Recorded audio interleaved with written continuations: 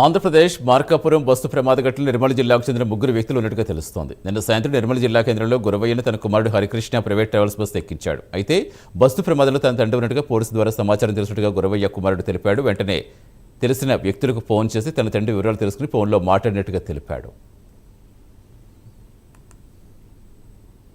మా డాడీ పేరు 4 రోజుల తర్వాత ఇక్కడికి వచ్చాడు.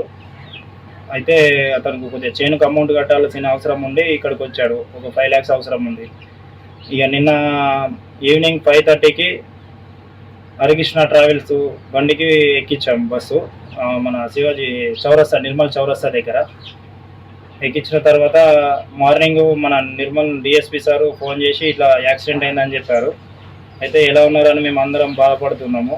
సో అంత లోపల అతనికి ఫోన్ కూడా లేదు. మళ్ళీ ఇక నేను ఇక్కడ ఉన్నారు సార్ అని మళ్ళీ సార్కి ఫోన్ చేసి ఇట్లా మార్కాపురం హాస్పిటల్లో జాయిన్ చేశారట అందరినీ అని చెప్పారు. చెప్పిన తర్వాత నేను అక్కడ మార్కాపురంలో నాకు తెలిసిన వాళ్ళ ఫ్రెండ్స్ వాళ్ళు ఉంటే పోయి చూడమని చెప్తే అందరు నిత్యంగా మా డాడీ పిక్ ఒకసారి సెండ్ చేసా, చూసి బాగానే ఉన్నాడు, హెడ్కు దెబ్బ తాకింది, ఐసీయూలో ట్రీట్మెంట్ చేస్తున్నారని చెప్పారు.